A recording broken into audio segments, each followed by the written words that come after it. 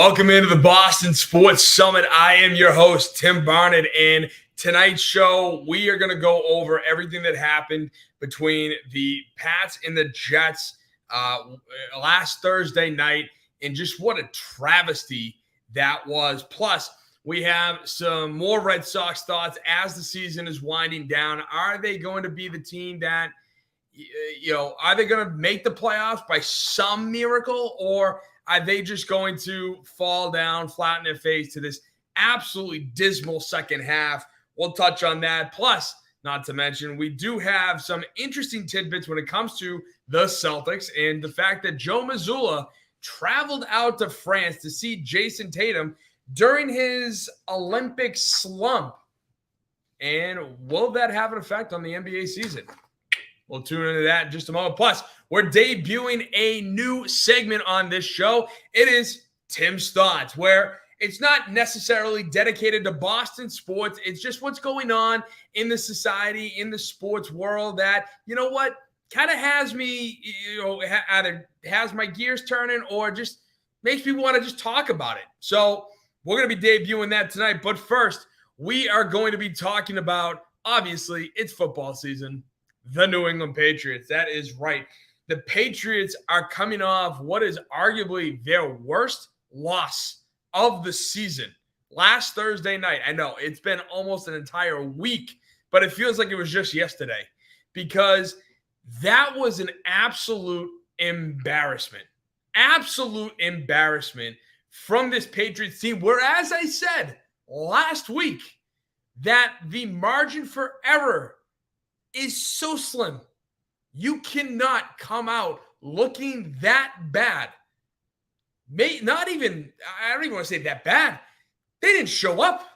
That was an insane team. Like, I don't know what I watched. And the scary part is, as that game was getting further and further into the second half, the more I'm starting to think, is that the team that we were expecting this season? Was that the team that is more suited to this team, or are they more suited to what happened in weeks 1 and 2? And yes, they did lose week 2, but it was a competitive game. It wasn't a game that was just, an absolute blowout like last Thursday was. Week 2 against Seattle. They should have won that game. They could have won that game. But I'm worried that we're dealing with a little bit of an identity crisis here, because I am not sure if the team that we saw weeks 1 and 2 that came out, that played hard, that was competitive, that stood up to a top 3 quarterback in Joe Burrow, and outside of a missed defensive call with DK Metcalf's 50-yard touchdown, we're in this game. We're absolutely in this game, and we could have won that game. So who are we? What is this Patriots team? I mean, right now, the best player for the Patriots is none other than Bryce Behringer, the kicker. That's right. The dude has absolutely been crushing the ball as a kicker. He's last Thursday night, he was, he pinned the Jets to an average starting field position at their own 18-yard line. So inside the 20. He ranks second in the league in punts inside the 20-yard line with 9. He is 4th in yards per punt with 52.3 and 5th in net yards per punt at 45.6. So right now, our special teams are the best on this team. Not Ramondre Stevenson, not Christian Gonzalez. Keon White might have a few words. I'll admit to that. But I honestly believe that our special teams are really what is keeping this team afloat. Bryce Behringer's booting the ball a country mile. You have Joey Sly making every single kick that he's going up against. The reason why I say he's made every single kick is because the one kick that he did miss, he's 7 for 8 on the season, but he got blocked. All right. So I don't A blocked kick, a blocked field goal attempt, to me, does not mean he missed it. So that's where I say Joey Sly has been just money. And yet, both the defensive and offensive side of the ball can't get their acts together, especially the offensive side of the ball, which of course, we could talk ad nauseum about Ramondre Stevenson having 3 fumbles in 3 games, and he's talked about how, he's figured out how to overcome that. What did he do? Duct tape the ball to his arm for the last week and a half? I mean, I don't think that's going to happen. So I swear that this dude has to hold on to the ball. Jacoby Brissett, I don't really blame him necessarily because, yes, while we are not a pass-heavy team, seeing as we've averaged just 102 pass yards through 3 games, which is absolutely abysmal and kind of wild, seeing as this is a pass-happy league right now. Like, it's all about throwing the football anywhere and everywhere you can get it. No. The issue is the O-line. And before I get to the actual players on the O-line, I want to get to Elliott Wolf, the man who put this team together, the man who went out and re-signed almost every single player from last year's 4-13 team, thinking that, we have a new head coach, we have the same players, everything's going to change, right? Wrong. At the end of the day, you still have the same freaking talent. And that talent is zero. So when looking at Elliott Wolf, let's not forget some of his infamous words, about the offensive line. And I think we have the pieces in place to be able to compete. In case, one more time. And I think we have the pieces in place to be able to compete. That's right. He thinks that we have the pieces in place to compete. That's what he said during training camp. And I don't know, Elliott, through 3 games, what are your thoughts? Because if they aren't, we suck on the O-line, then I don't know what we're doing. Then why are you the one dictating which players we go out, which players we get, which ones we draft? Because clearly I know more football than you, which again, it's a hyperbole. And, the dude's been in it forever. He's the son of one of the greatest GMs in NFL history. But does that mean that you're going to succeed like your father did? How your father just kind of, took a shot in the dark on by giving up a first-round pick to trade for Brett Favre? Being able to sign Reggie White, the greatest, one of, if not the greatest defensive lineman in NFL history in the first ever free agency. And you just so happen to beat the Patriots, who, again, I still believe that the Packers would have beaten the Patriots, but the Patriots were in absolute turmoil because Bill Parcells was leaving the team right after that Super Bowl. You don't think that was running through the minds of Willie McGinnis, Drew Bledsoe, Teddy Bruschi? Of course it was. Like, that's stupid. So the whole Packer way, it's crazy. The dude's gone on and said that, hey, we have good pieces that can get us there. What? Like that? No, you don't. You drafted, you waited until the 3rd round to draft an offensive lineman, and you took a right tackle. You want to move him to left tackle, but the dude's never played left tackle. Also, you went out and signed Chuks Okorafor, who is a known bum. The dude was 26 years old. I mentioned it on my show last week. He's 26 years old. And what happens? He plays 12 plays, sucks. So he gets benched, and then is immediately like, I'm out. Peace. I don't like playing here anymore. I don't want to. Like, how can you sit there and trust this guy.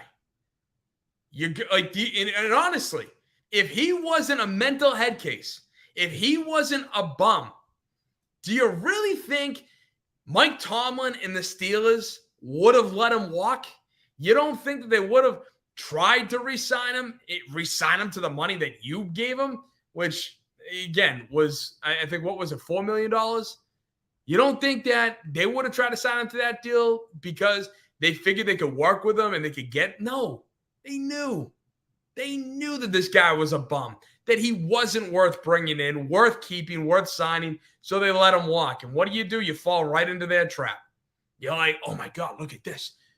A young offensive tackle on the market we can get for cheap, and he's a head case, but you know what? We are the Patriots. We can work with them, just like Bill did. Yeah, that didn't work. Because don't forget, all the head cases and all the people that Bill went out and signed and, tried to change them, don't forget, some of them were still head cases. Albert Hainsworth, Trent Brown. Yeah, we won a Super Bowl with Trent Brown, but he only wasn't a head case because Dante Scarnecchia, the greatest offensive line coach in NFL history, that is a fact. He knew how to work with Brown. Plus, Brown wanted to play with Brady. So how did it go when Brady walked? Not good, obviously. So Elliott Wolf, to me, has already failed on the job because I'm sorry, the Patriots are the lowest spending team in the NFL over the last 10 years. And yet you can't shell out a couple more guaranteed dollars to get Jonah Williams, to get Tyron Smith. Now listen, for all of you who want to sit there and say, well, Tim, we weren't even going to get Tyron Smith in the first place. He wasn't going to play for us. He wouldn't have come here. Okay, I get it. You're not wrong. But you know what? You throw him a little bit more guaranteed money, money talks. And in Ayuk's case, it didn't. The dude was a bum. He was just baiting everybody. I think outside of Pittsburgh, he was baiting you. He was baiting, what was the other team? I think Washington. So that's where I sit there and I go, more times than not, you give a guy more guaranteed money and he will come to you. That's it. Money talks in sports. So while I don't disagree that if you match what the Jets offered Tyron Smith, he would have chosen the Jets 10 out of 10 times, but you throw $5 million extra, hell, maybe $10 million extra for 1 year. 1 year. I wouldn't be surprised if Tyron Smith would have been a Patriot. Honestly. And again, it's a hypothetical. It's a what if. But we weren't even linked to Tyron Smith. We weren't even linked to Jonah Williams when free agency was going on. Hell, we allegedly tried to trade up into, the end of the first, the end of the second, to no avail. And yet, that's where I sit there and it just blows my mind because Kansas City, they traded up into, I think, what was it, the second round to get Kingsley, the left tackle out of Penn State, who is a close friend of Andy Reid's. And what they gave up, if my memory serves me right, was a fifth or sixth rounder. You don't think that giving up your fourth round pick, which would have been Javon Baker, which, again, how is that guy done? He hasn't made any plays to get people standing out of wheelchairs yet. His words, not mine. But we could have traded that pick, and I guarantee you we could have we could have trumped what Kansas City was offering because we had better draft selections for being the third worst team in the NFL last season. So, Elliott Wolf, tip of the cap to you. So far, the 2024 season, F. Now, moving on to the offensive line, their issues. Number one, Cole Strange has been injured this entire time. So, I don't even know how much of a difference he would have made. Because, again, it's not like he was Logan Mankins when we drafted him. Hell, we all know the Sean McVay laughter about we projected him for the 4th round. Like, 4th rounder that Bill took 29th overall. Stupid. So there's that. He's out. Plus, we keep getting injuries after injuries. You know, the Jets last Thursday did the right thing by blitzing because we can't block worth a damn. And the Jets blitzed higher than they've ever done before. They blitzed more times on Thursday than they ever did before. They sacked Jacoby Brissett 7 times on 33 dropbacks. And on those 33 dropbacks, finished with 15 quarterback hits. Brissett faced the highest pressure rate, which was 49%, in a game this season. You don't think that that's going to open the eyes to the rest of the NFL? You don't think that they're going to see that and be like, if we are able to get the Patriots down and down early, yeah, just send the house every single time because they're not going to stop them.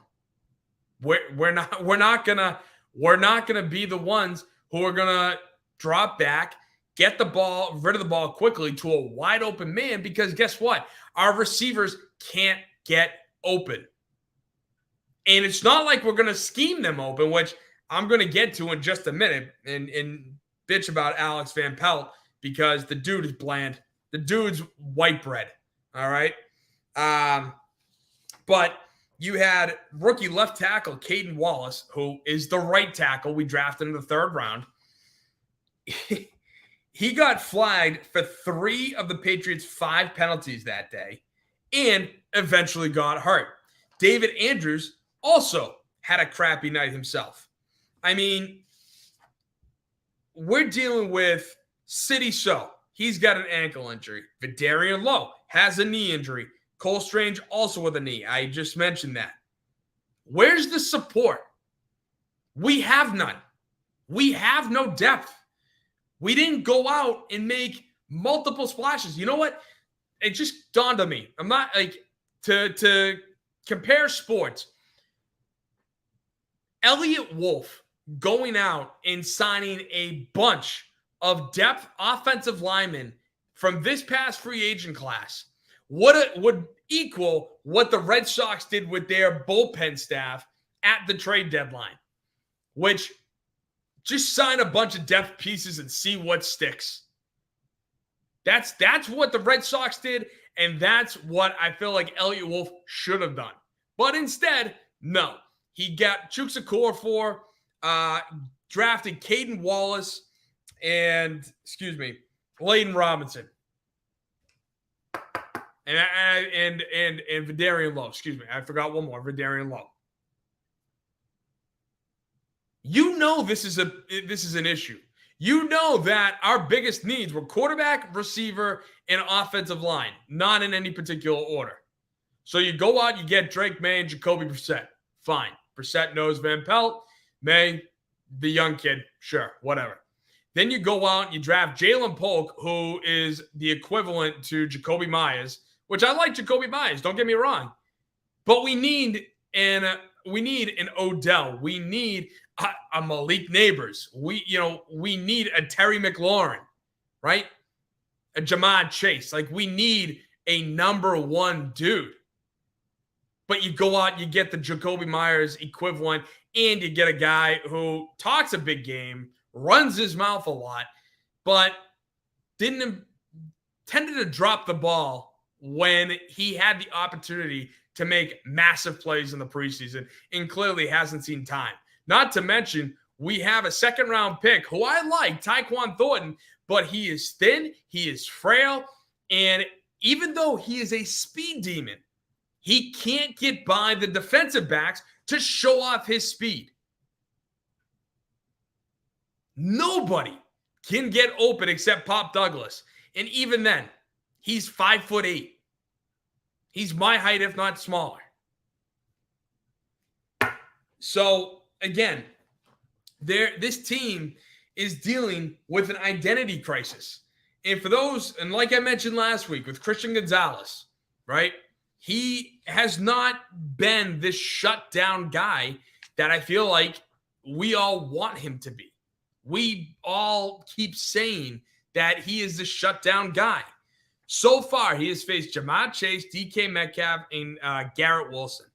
And of those, he's led up 13 catches on 20 targets for just 79 yards and a touchdown and a PBU.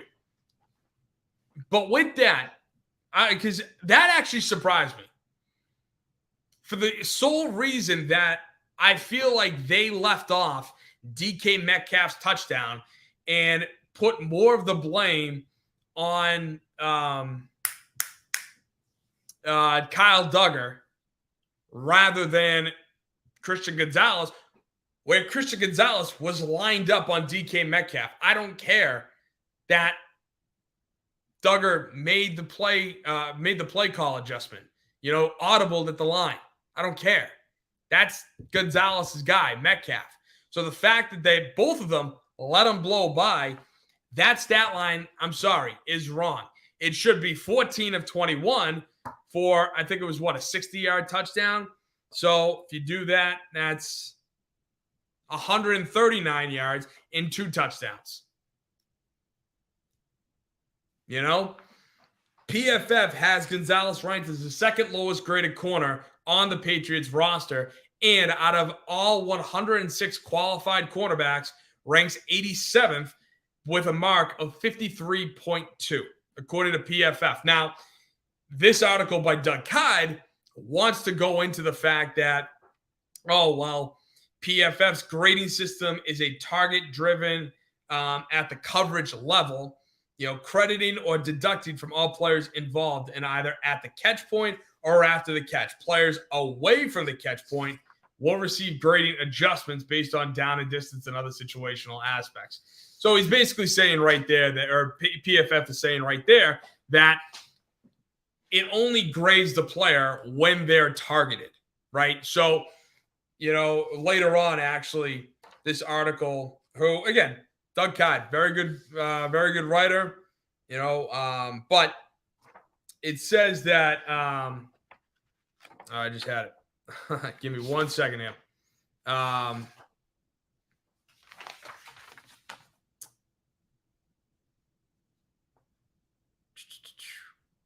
All right, Gonzalez ranked much. So when adjusted for it, Gonzalez ranked 46 out of 98 qualified cornerbacks. So, but again, that's what I'm trying to get at is, listen, I like Christian Gonzalez. I want him to be the dude. I want him to be the next Darrelle Revis. That you're not targeting this dude. It's his seventh game in the NFL ever. He had 3.5 last year, and now he's had 3 this year. He had a torn labrum during the Dallas game. I want him to be Revis. We all want him to be Revis. I'm not denying that. But you also have to be objective and see with your own eyes that, you know what? He's not Revis. At least not yet. He's not that shutdown number 1 corner that you don't want to target at all. So that's where I'm just kind of like, relax. Pump the brakes. Okay? If anybody, we want Keon White to be the guy. Keon White is the guy. I love Keon White. But with Gonzalez, come on. have some, open your eyes, be realistic. And if you want to debate me on the merits of the DK Metcalf blow, then let's do it. I'm more than willing to discuss that, because I feel like that should have been Gonzalez's guy, and that the fact that Duggar changed the play doesn't mean that all of a sudden it moves from Gonzalez to Duggar. It shouldn't. But the defense was just sloppy on Thursday night. And I wouldn't be surprised if missing Bentley was a big part of it, because with 14 missed tackles for allowing 100 yards extra off of those missed tackles, that's inexcusable. That's almost as bad as what the Raiders did on Sunday. I mean, good God. Talk about making business decisions, right? And it's not like you're facing Derrick Henry, who's running downhill at you. You're facing Breece Hall, Garrett Wilson, Allen Lazard, which Allen Lazard's stiff arm in the first quarter was actually kind of funny. I'll admit that. But it's just awful. You had 118, defensively, that blows my mind. Offensively, you had 118 yards on offense through 3 quarters, and Ramondre Stevenson only saw the ball 5 times before the fourth quarter. He only touched the ball 5 times. For a run defense in the Jets, that was at the time one of the lowest in the league. And yet we're a very run-heavy team. I think I knew how this game was going to go after that first play, where we were run dominant through the first 2 games. I think we had 30 rush attempts, if not more. 30 or more rush attempts through the first 2 games. Then we opened the first play on offense. Jacoby Brissett checks into a play action where Will McDonald just came off the edge, untouched, practically smothered Brissett, and the fact that he somehow got the ball off to Hunter Henry was a miracle in and of itself, just for Henry to get back to the line and shut down immediately. The amount of free rushers I saw the Jets have on Thursday night was absolutely atrocious. Absolutely atrocious. And again, what bothers me, it's that we have a guy waiting in the wings in Drake May. And I don't know how he's going to be. I don't know if he's the answer. I hope he is. I want him to be. But from what I feel like we've seen from all the rookie quarterbacks outside of Jaden Daniels, and I'll get to him in just a second, but outside of Jaden Daniels, I mean, Caleb Williams has sucked. Bo Nix, first 2 weeks was awful. He finally got his act together last week.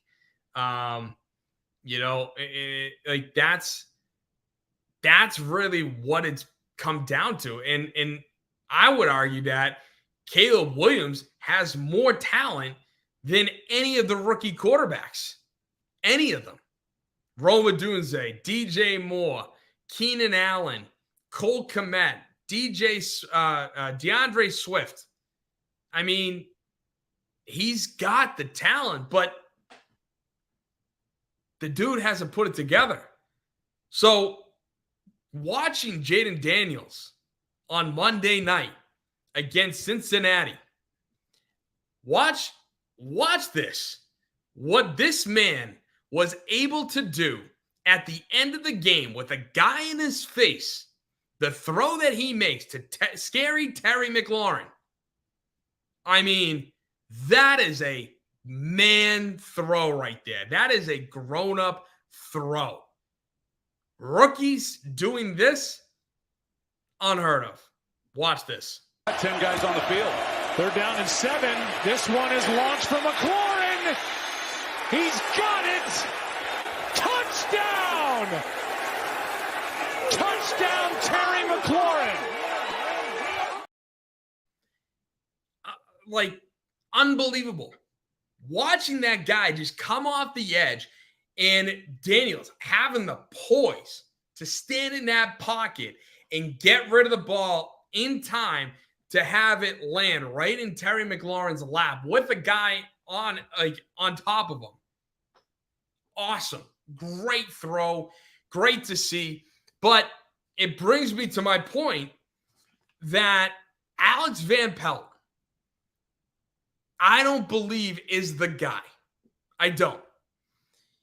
Because Cliff Kingsbury, now say what you want about him as a head coach and say what you want about his offense, but right now, what he can do, what he can scheme up is, I would argue, on par with what McVay does, what Shanahan does, what Mike McDaniel does when given the right quarterback, of course, not Skylar Thompson, but the way they move guys around, the way they scheme to get these guys open, to get these guys touches, and to teach their quarterbacks, listen, just follow this and you're going to be fine.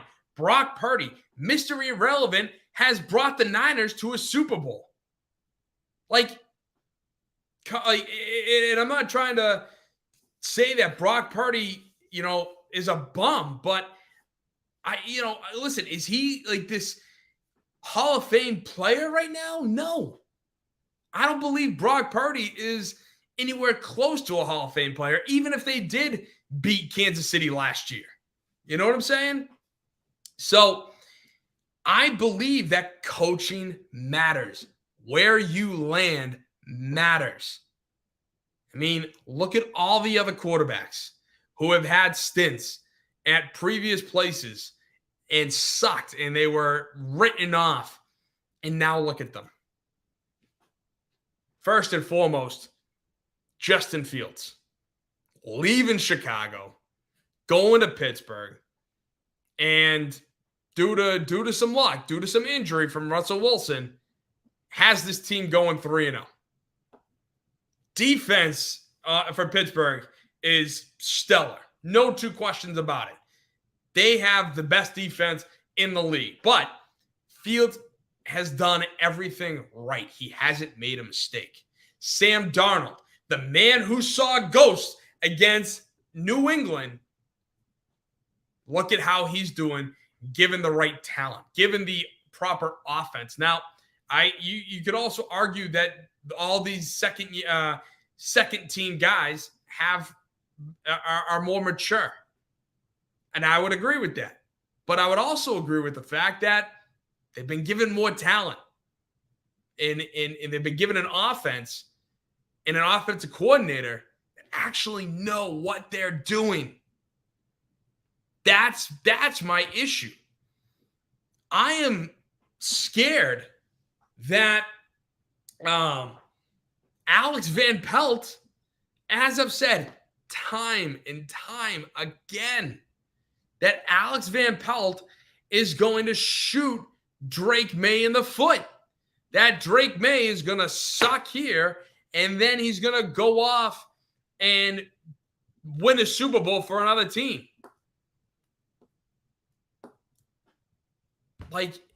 It's possible. I hope not. I hope if he's going to win a Super Bowl, it's for this Patriots organization. But I'm scared because I don't trust Van Pelt. Van Pelt reminds me of Mike McCarthy. They're bland, they're boring, they're white bread with their offense. This NFL is not about blandness, boringness. No, it's about scheme. It's about scheming guys open, moving guys around, shifting them, throwing them in random positions that you've never seen before. That's what they're doing. And that's what's having so much success in the NFL today. And yes, Cliff Kingsbury probably has a lot of college football in what the Commanders are doing with Jaden Daniels. But you know what? It's working. Washington's 2-1. And you know what? If all keeps up in Washington, I wouldn't be surprised if they win the division because Sirianni's a bum. If you guys watched the 8 o'clock spot last night, which you should every Tuesday night here on the Grid Network, I was ripping into Sirianni because he deserves it. Nick Sirianni deserves all the ripping that he gets. And with that, Dallas doesn't seem to know how to get their act together. The Giants finally got their win, but they're relying heavily on Malik Neighbors right now. So how long is that going to last? And yeah, Washington is this quiet team with Dan Quinn, who I vehemently distrust because let's face it, 28-3, ring a bell. But even still, I think Washington is a very quiet 2-1 right now. You know, like no one's. Yes, they had the great win against Cincinnati last night, going against Burrow, Higgins, and Chase. But they got the job done on the road. And Cliff Kingsbury is leading a rookie quarterback, and he's looking pretty good. So as long as Jaden Daniels can stay healthy, I think the NFC East is there for the taking for Washington. And the last thing I want to cover with the Patriots is just I've seen some Twitter stuff going on, some X stuff going on, where a lot of Patriot fans are, you know, getting angry at other Patriot fans for wanting to tank. And I will say this. I don't want to tank. I never want to tank. Unless, you know, we're 1-10 late in the season and there are X amount of opportunities for us at the top of the draft, you know what? Fine. But when I look at the roster, when I am evaluating what I've seen, training camp, preseason, 3 weeks worth of football, and I evaluate that roster, I evaluate our coaching staff, I don't see a 8-win football team. I don't. I think that this team is not going to win 8 games. I think we'd be lucky to win 5 because there are so many other teams that have so much more talent. We're playing San Francisco. Even if they don't have Deebo Samuel, George Kittle, and Christian McCaffrey on Sunday, I still believe they will beat us as badly, if not worse, than what the Jets did on Thursday night. I do. And I'm not saying that because, you know, I want that to happen. Of course not. I'm saying that because I look at the rosters. I look at the coaching staff. And it's so hard to sit there and say that we have chances. Now, Miami coming up in 2 weeks, the fact that they lost Tua, which that was a nightmare scenario in and of itself. But without Tua, that offense right now is a joke. Absolute joke. So there's a chance. Right there is a chance. But when we're going up against other good teams, and so far, like, I don't even think they have to be good. I think they just have to have certain talent here and there, and that's it. We're done.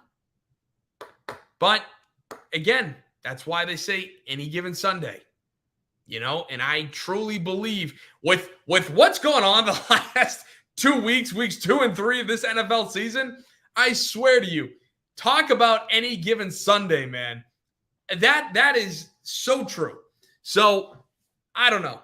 Like, listen, in terms of, you know, roster building, okay, listen, if we have a top 5 pick, if we're top 2 pick, top 3 pick, we have an opportunity at that offensive lineman, left tackle out of LSU. Would I be upset if that were to happen? No, I wouldn't.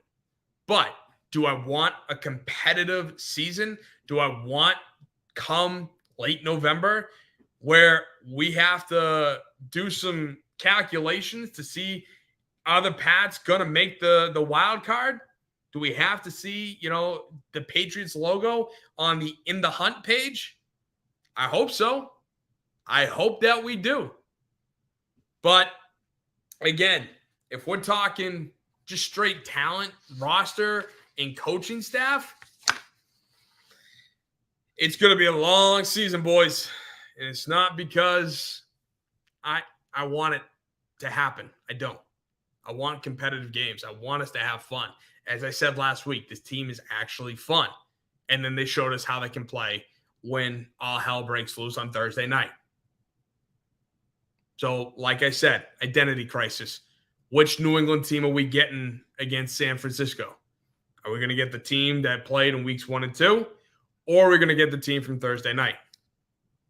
They've had 10 days. Let's see if they can fix it. So next, we have the Boston Red Sox. And I can tell you this, first and foremost, you ready? We have officially clinched the 4th seed in the AL East division. Woo-hoo! We are not going to be in last place, baby. That is right. That is absolutely right. We are not going to be in last place. And am I happy about it? No. Don't you just love that attitude? No, I mean, listen, when I say, am I happy about it? And I follow up with no. It's because this team was on point to possibly be the first seed in the wild card. Now, was it going to happen? No, obviously not. But could it have happened? At one point in the season, I think we were, 3 games back from, we were like 2 games back from the number 2 seed in the AL East and 3 to 4 games back of the number 1 seed. We were there. The Red Sox were right there. They were competing their asses off.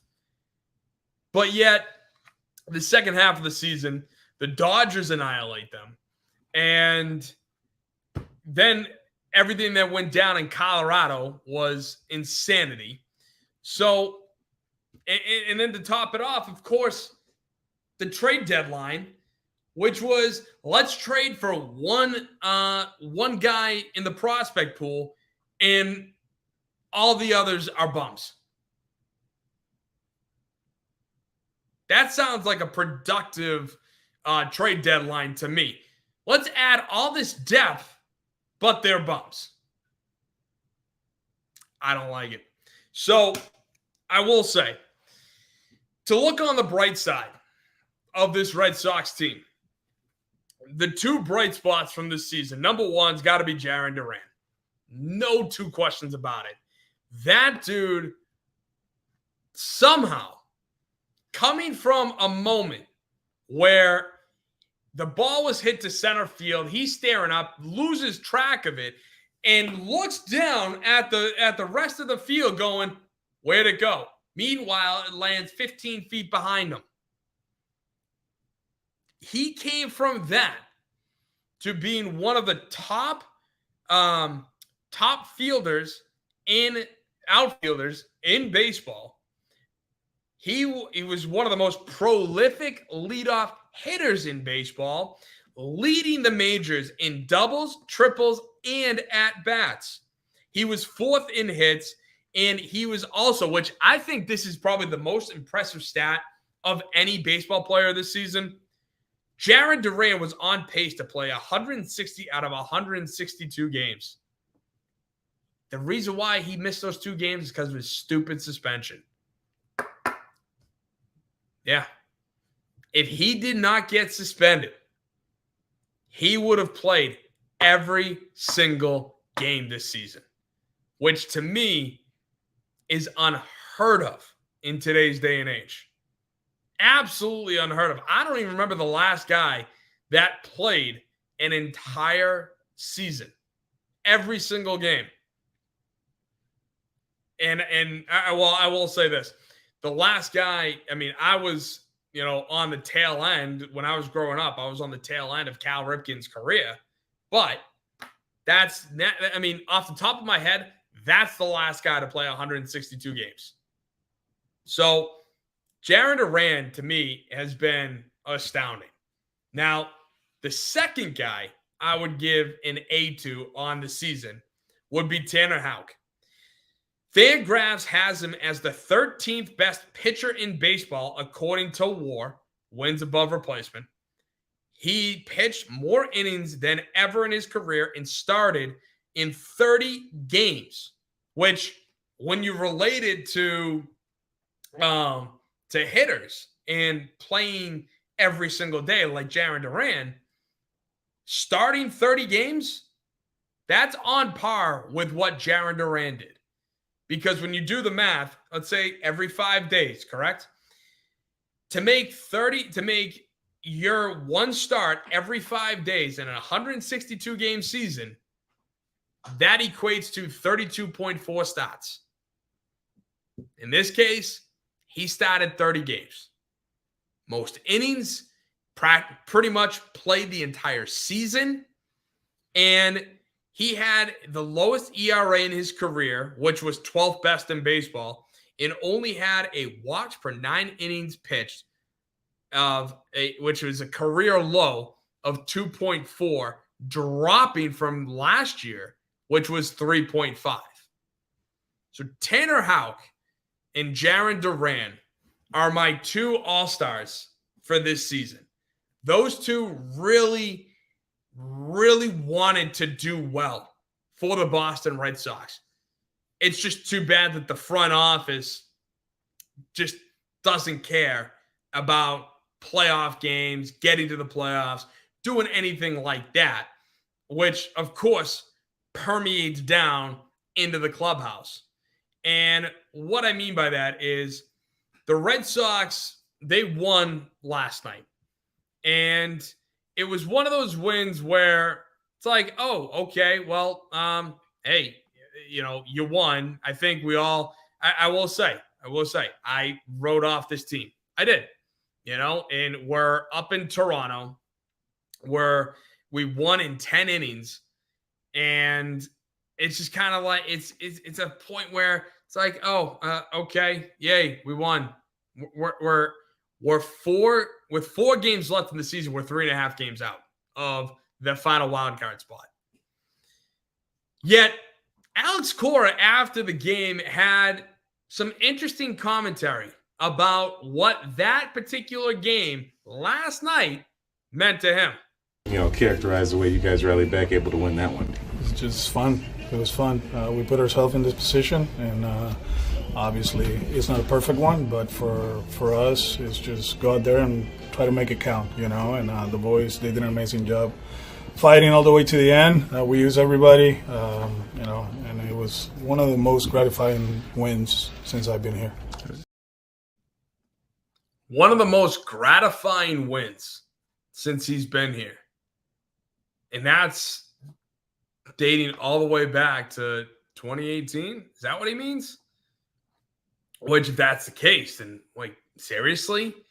You win 108 games your first year here. You win the World Series. You dominate all the way to a World Series championship. And last night, in a game where, yeah, it's a must win, but the outlook to get into the playoffs is marginally thin. That was your most gratifying win? I mean, bro, come on. And that's the thing. The best the Red Sox can do at this stage is go 84-78, which will not be enough to make the playoffs.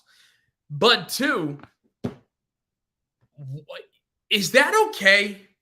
Honestly, to have another season or to have a season where you're actually above 500, but you're 3 games above 500, is that acceptable in this market? I mean, just look behind me. Other side. I got Celtics banners hanging up. I have the Super Bowl championship from the first Eagles game back in February of 2005. This market does not look, or should not, I should say, this market, that is Boston, should not be happy with an 81-81 season. This market should not be happy with a 84-78 season. Hell, this market shouldn't be happy with an 86-76 season. But I feel like since 2020, maybe even going back to 2019,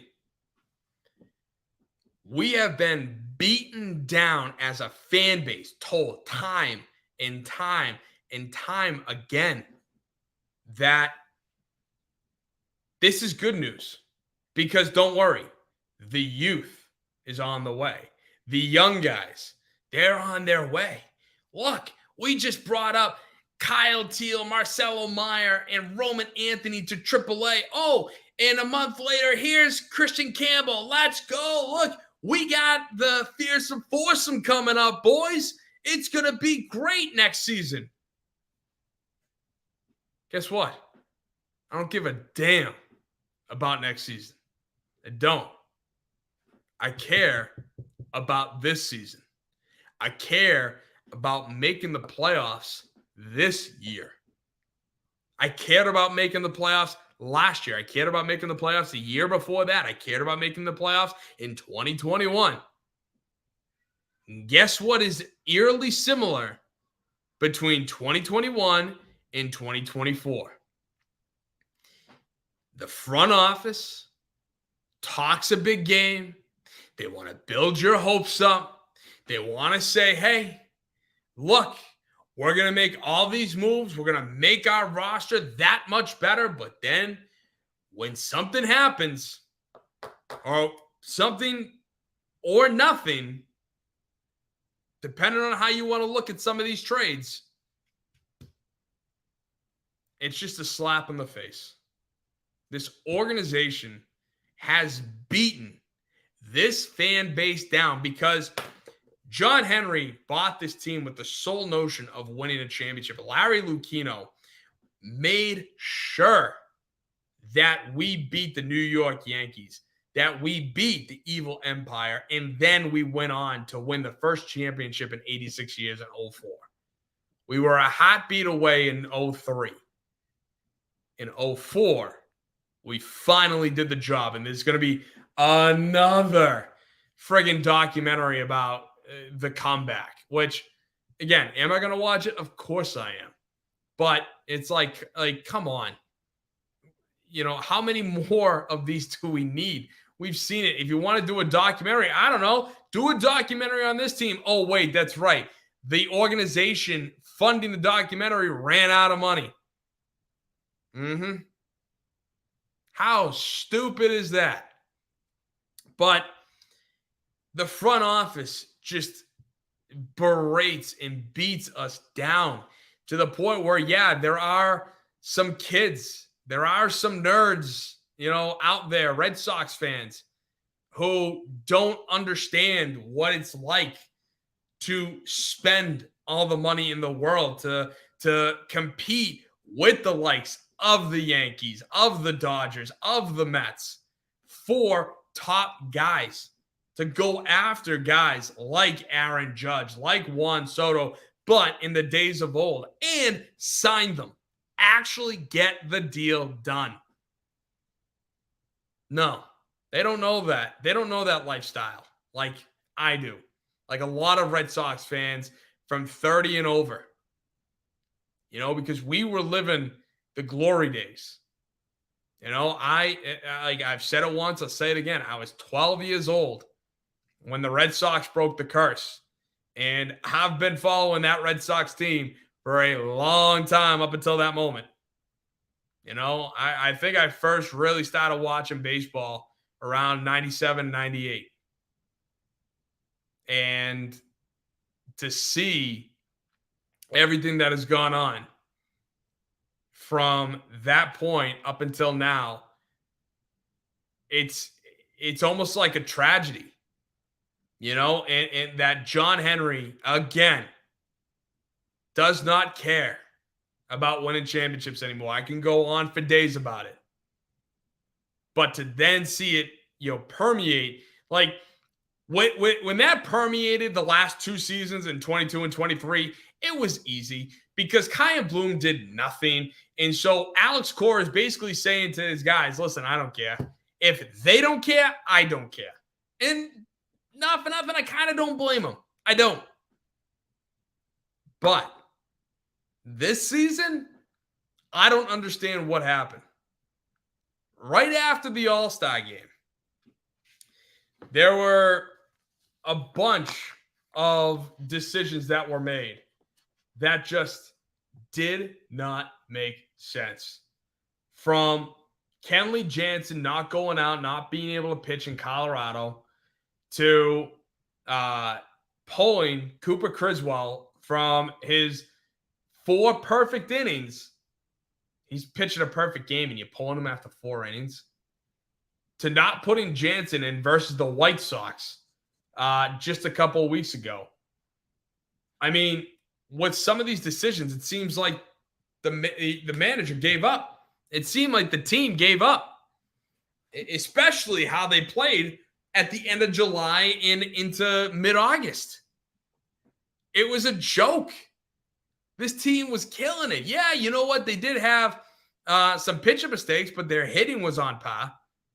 Well, their pitching still sucked, and then the hitting sucked. And so, it just makes me wonder now, why did Alex Cora re-sign that contract? Why did he re-sign to stay here for a few more years? And the two things I can think of is, number one, money, which, again, as I said earlier, you throw enough dollars somebody's way, they're more than likely to sign. But then, two, was it promised that the Red Sox would actually go out and spend money this offseason, regardless of what happens? I don't know. It's going to be interesting. And you know what? There's still 4 games left. And if there are playoffs in our future, then of course I will be talking about the Red Sox. But if there are no playoffs, you're not going to hear a word from me about the Red Sox until the hot stove, or unless something magically happens, like John Henry decides to sell the team to me for $5. I will gladly buy the Red Sox for $5. So next, the second to last thing I want to talk about, obviously, Boston Celtics. Speaking of an organization selling, the Boston Celtics are starting training camp for the first time today. Today was day number 1 of practice. And, Tatum, during the media day yesterday, claims that we haven't seen the best version of him yet. And that makes me wonder, what is the best version of him? Because is he the guy that doesn't need to put up 40 points to, be the best? Or is he the guy that facilitates, scores, 20 to 25, but has 12 assists, 10 rebounds, and 2 steals? You know what I mean? Which version of Tatum is the best? Or can he do 40, 12, 10, and 3? Or 2, whatever I said. Can he get his points while still helping his team? Is that what he means by we haven't seen the best of him? I don't know. I feel like that's going to be something to watch over the course of this season. But I feel like the real thing that I want to talk about was, according to man, I can't even remember his name, but I have a video of him talking about Joe Mazzulla flying to France just to talk to Jason Tatum. Listen to this. The Joe Mazzulla, I think, had an awesome second year. And I think even when Tatum was struggling during the Olympics, Mazzulla flew out to France to kind of make sure everything was okay. Like, that guy's locked in, knows his roster. I think the jump he made from year one to year two has been astounding. People love that dude. Mazzulla flies out to France, and it's Bill Simmons, the Bill Simmons podcast. I know. As soon as I clicked it, I was like, yep, Bill Simmons, duh. But yeah, Joe Mazzulla flies out to France to check on Tatum because of his DNPs. Now, I mentioned it on this show, at the end of the Olympics, how that's going to be great fuel for Tatum for this upcoming season. And again, if he says we haven't seen the best of Tatum, talk about some great fire to use for this upcoming season to tell the rest of Team USA, F you, F you, F you, F you. Steve Kerr, really F you. And then stick it to them at their stadium this season and just dominate, right? That would be electric. Then maybe we'd see the best version of Jason Tatum. But I really wondered, was Joe Mazzulla there to really be like, hey, big guy, come here. I know you didn't play. Come on, give me a hug. I know. It's sad. You should be out there. You should be playing. Or was Joe Mazzulla sitting in a chair, staring into Jason Tatum with that look that just says, Jason, remember this moment. Bam Adebayo doesn't like you. LeBron James doesn't care about you. Joel Embiid doesn't care about you. Steve Kerr doesn't care about you. How does that make you feel? Are we going to go out? Are we going to go back-to-back this season? Because damn right we are. That's what I can see Joe Mazzulla being like. That is how Joe Mazzulla, in my opinion, flew out to France, not because he wants to be all baby, coddling. Oh, it's okay. No. He's telling Tatum, remember this. Remember how you feel. Look at all the other guys. Steph Curry, Steve Kerr, LeBron James, Joel Embiid. Remember this. Remember this moment. Because you haven't given, we haven't seen your best. No. I know there's more in you. And damn if we're going to get it out of you this season. And you're going to be unstoppable. They disrespected you in the regular season MVP voting. You should have, there was so much that I believe Joe Mazzulla went to France to talk to Tatum about. And man, I think it was the latter. It wasn't the coddling.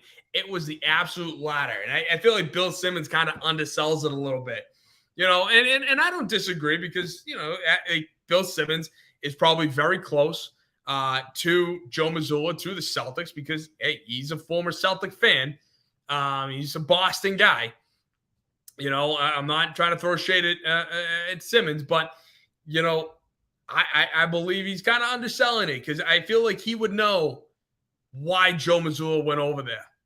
And so just to say, yeah, Joe Mazzulla went over to talk to Tatum, in France, and that, everybody loves this guy, man. Like he's such a good dude. And it's like, yeah, okay, that means nothing to me. That was just like, sweep it, like brush it off. No. You can't brush it off because that's kind of an important fact. Mazzulla took time out of his week to fly all the way over the Atlantic just to talk to Jason Tatum, his guy, his superstar, over not playing in 2 games in the Olympics this season. I don't know. I think we're going to see a lot I think we're going to see the fallout of Steve Kerr and him benching Jason Tatum for literally no reason. And don't tell me that Jason Tatum shot poorly. Yeah, he shot poorly because Steve Kerr messed with his mind. And that's why Joe Mazzulla went over there, to get his mind right, to tell Tatum, F these guys. They don't care about you. I care about you. I can't wait. Cannot wait to see the fallout of that, because that would be electric if the Celtics just dominate once again and have a runaway season. So now I want to bring out this new segment. It's Boston Sports Summit presents Tim's Thoughts. That's right. Here, I'm going to be talking about a topic that is relevant in the sports world, but might not be necessarily a Boston sports topic. And this week, you can classify this maybe as a New England topic, but I want to bring up, once again, the Caitlin Clark debacle, because what happened to her in Game 1 against the Connecticut Sun, I think, was once again a jealous act by a jealous player in the WNBA. And also, shame on the Connecticut Sun for what they did to the Indiana Fever fans at the game. So first, I want to show you the replay of what happened. Now, before I show you, I just want to say, imagine you're trying to go up to block a shot, right? When you go up, you're diving forward, leaning like this, right? You're leaning, you're trying to do this. And when you come down to try to block, you're always, it's almost like one fluid motion. If anything, your wrist leads and comes down first, right?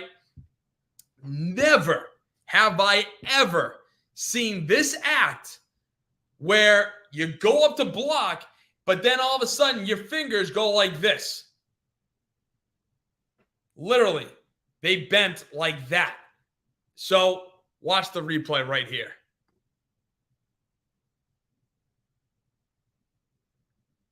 One more time.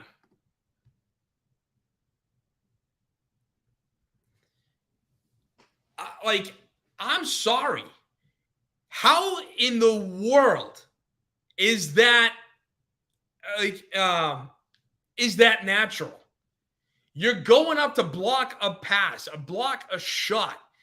You see her hands spread out like this, fingers totally locked, but then all of a sudden, come down like that.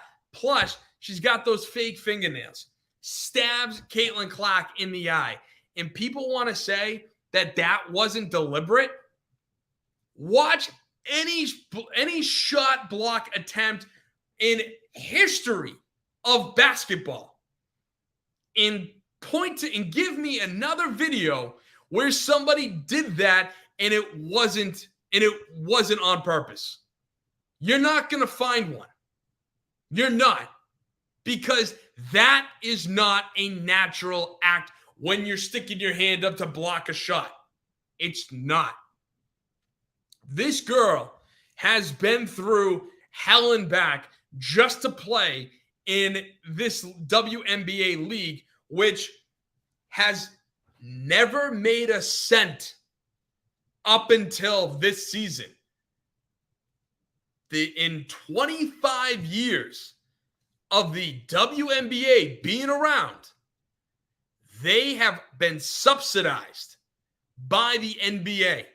Every single paycheck that goes to the WNBA comes through the NBA. Yes, the men are paying or have paid for all those women to play over the last 25 years, because the WNBA has always been in the red. And yet they're the ones wanting equal pay, wanting equal this, equal that. For what? You haven't made a cent. And now, this season, you are projected to make money. You are projected to do good. You know why? Because you have the golden goose that is Caitlin Clark. And it was shameful that Team USA screwed Caitlin Clark. And I went through this on my show months ago. Shameful that Caitlin Clark did not play on Team USA. Now, if you want to say there's a problem with Caitlin Clark, let's talk about it, right? She brings notoriety to the WNBA when there was none, clearly. And oh, by the way, when the WNBA was in the red every single year, you want to know who their main fan base was? Men. Men before Caitlin Clark were the ones who were paying for WNBA tickets. Just thought you should know that. Clark brings notoriety to the WNBA when there was none. She signed a $28 million deal with Nike while her salary in the WNBA, I think, is $72,000. Now, some might say she's a flopper. But you know what? That doesn't do it justice as to all the blatant disrespect, all the blatant hard shots that she's taken. It doesn't do it justice because, oh, she flops a little bit. Absolutely not. This girl has been through hell and back just to play in a league that lost money up until this past season. And on that note, shame on the Connecticut Sun and their PR team for posting fans. And again, they do the whole Jumbotron thing. You know, they do the celebrity lookalikes. They do make fun of, the away fans. They do it in a cheeky manner. You know, that's fine. But when it's done, when you make fun of away fans in a league that, again, I'll say it for the 100th time, was in the red every single year, I'm sorry. You don't have the prestige to do that. You know, when the Bruins were in Florida, they were showing Bruin fans and making fun of it. That's fine.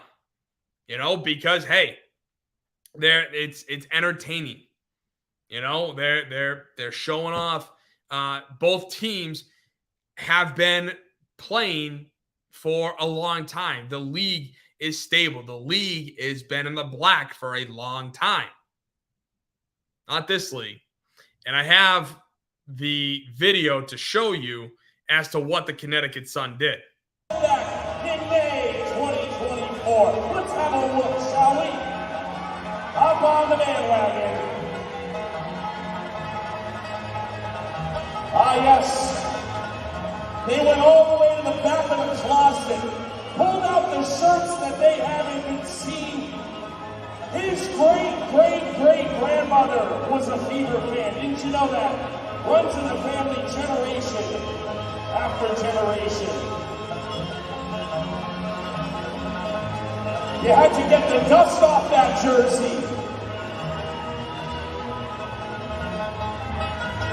Everybody who's ever worn 22 is the favorite, no doubt. Absolutely. Like, explain to me how that makes sense. Now, if you want to do like a kiss cam or a look-alike or, something that's, fun, fine. Be it as it may. But to call every Indiana Fever fan their bandwagon fans, yeah, guess what? You have bandwagon fans yourself because of what Caitlin Clark did to this league. The Connecticut Sun played in the TD Garden for the first time ever because of what Caitlin Clark brought to this league, brought the notoriety that she had in Iowa all the way to the WNBA. Like, the ignorance and petty jealousy that the WNBA has as a whole for this poor girl is absolutely atrocious in my mind. And you know what? Props to her, because every time she gets hard checked, hard fouled, flagrant fouled, she comes on and doesn't say a word. She's just like, hey, you know, it was, yeah, it's a foul. You know, I had to go up there and I had to make my free throws. You know, I was really focused on my free throws. I wasn't focused on anything else. She handles it with absolute class. You know, when she was coming out of college, I wanted her to join Ice Cube's Big Three League, because I knew she was going to be subjected to all the crap that she's gone through so far, including the cheap shot by Kennedy Carter here. It's called. The question is, will they call it unnecessary? Kennedy Carter now with 12 points off the bench. She's walking up to her, calling her the B word, proceeds to hip check her before the ball is even inbounded. Then in the last part of that video, I don't know if you noticed, Angel Reese, when Carter hits her, she stands up waving the towel like MLK did in '84. Like, talk about pettiness. Talk about jealousy. And Caitlin Clark has done nothing but handle it with class. So, you know what? I don't pay attention much to the WNBA. I paid a lot of attention to Clark at Iowa because I was entertained. I wanted her to succeed because she was a class act. I paid attention because she was going to the the NCAA finals to play against LSU. And I remember watching part of that game, and I remember early on, before leading up to it, Caitlin Clark doing this. And then when leading up to that game, Clark is talking nothing but praise about LSU, how good they are, how good Angel Reese was. And then, the first few minutes of the game, Angel Reese is doing this. Now, again, I got no problem with trash talking, but I got problem with, trash talking when it's uncalled for. And then the worst part about that, in my mind, was when they asked Angel Reese, why did you do this?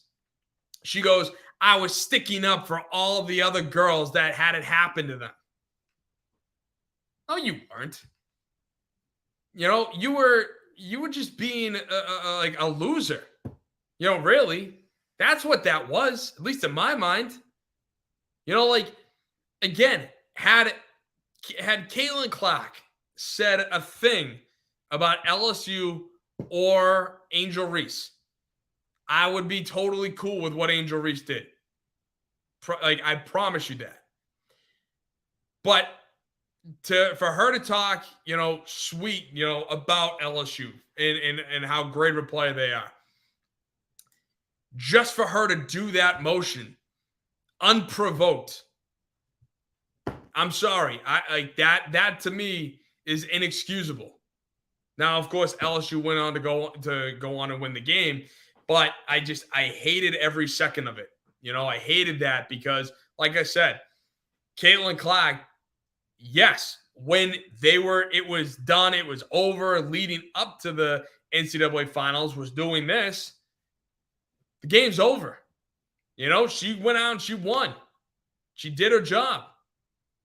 But then for Angel Reese to say, I was defending the egos of those other girls, whatever it was, I'm just like, no, that doesn't make sense. No, that's not right. That's not proper. And then, of course, it's just carried over. Just to see the petty jealousy from Diana Taurasi, from Kelsey Plum, from Cheryl Swoops. My goodness, what a just disaster that woman is when it comes to Caitlin Clark. And all the other, players who have just hard fouled her, hard checked her, deserved technical fouls, but didn't receive one. It just goes to show that if I was managing Caitlin Clark, I would just tell her straight up, Get out of the WNBA, and I guarantee you Ice Cube will give you $1 million signing bonus to go play in the Big 3 league, because you're putting up with all this nonsense. And I guarantee you, if Caitlin Clark left the WNBA tomorrow, the WNBA would go back to being in the red. They have 1 year this year, I think, of being in the black. If Caitlin Clark left tomorrow, they'd be back in the red. And those are my thoughts. So thank you guys so much for taking the time to watch the Boston Sports Summit. I am your host, Tim Barnett. And don't forget, please like, share, subscribe. You can follow me all on social, the Boston Sports Summit on IG, at BOS Sports Summit on X, and on the Boston Sports Summit YouTube. We're on the Grid Network every Wednesday at 7 p.m. Thank you guys so much. Appreciate you watching. And it's going to be a heck of a season for the Pats. We'll find out how they do against San Francisco on Sunday. So tune in. I'm going to be also posting some of my weekly bets, just some bets going into Sunday's game that I think can do pretty well. So stay tuned. You got to follow me. Follow me on all the socials for that. All right. So thank you so much. And I will catch you guys next week. God bless.